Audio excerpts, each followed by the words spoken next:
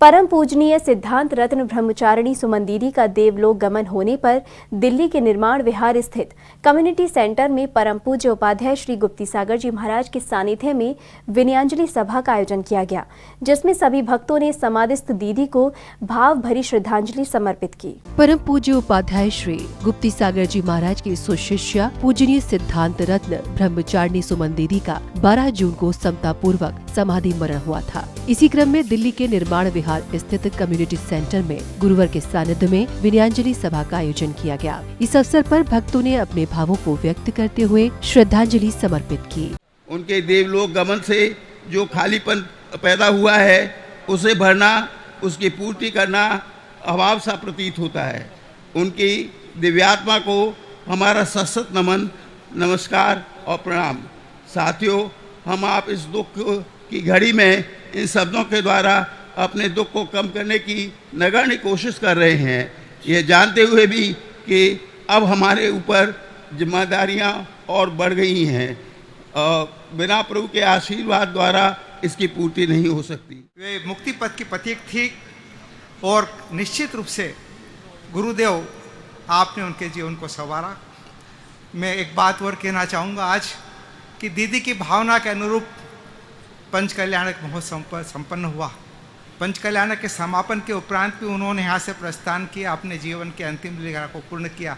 और आज हम जब श्रद्धांजलि सभा को आयोजित करने के लिए जा रहे थे, तब एक और पंच कल्याणक महोत्सव का आगाज हुआ। ये भी एक दुर्लभ सहयोग है। और आज इस विनयांजलि सभा में ऊपर से इंद्रदेव भी वर्षा करके अपनी ओर से श्रद्धा सुमन अर्पित कर रहे हैं। मैं दीदी के प्रति अपनी ओर से, अपने परिवार की ओर से एवं सारे निर्माण प्रांत की समाज की ओर से विनयांजलि अर्पित करते हुए भावना बहाता हूँ। इस अवसर पर परम पूज्य उपाध्याय श्री गुप्ती सागर जी महाराज ने दीदी के साथ अंतिम समय के भावों को व्यक्त किया। चारिणी सुमन शास्त्री को पूरी तरह से आशीर्वाद देता हूँ। वो अंतिम क्षणों में जैसे मुझे याद किए, रात को मेरा मौन होता है और जहां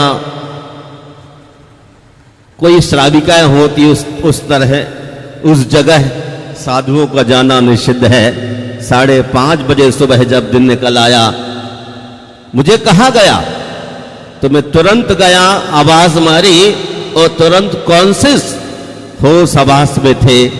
आंख खोली, नमोकार मंत्र सुना और मैंने कैलाश पर्वत की यात्रा को जाना है ना, और आंख बंद करके श्वास में समझता 3 सेकंड लगे होंगे। ऐसा ही मरण सभी का मरण हो, परंतु ऐसे मरण के लिए सन्यासियों के पास रहना होगा। अपने आप अपने मार्ग को प्रशस्त नहीं कर सकते हैं। 12 जून को दीदी का समता पूर्वक समाधि मरण होने से समाज के बंधुओं में शोक व्याप्त है। इसी क्रम में दिल्ली में आयोजित हुई विनयांजलि सभा में सभी भक्त संघस्थ दीदियों ने करुणा भाव से सुमन दीदी को श्रद्धांजलि अर्पित की। जन फोकस के लिए दिल्ली से ब्यूरो रिपोर्ट।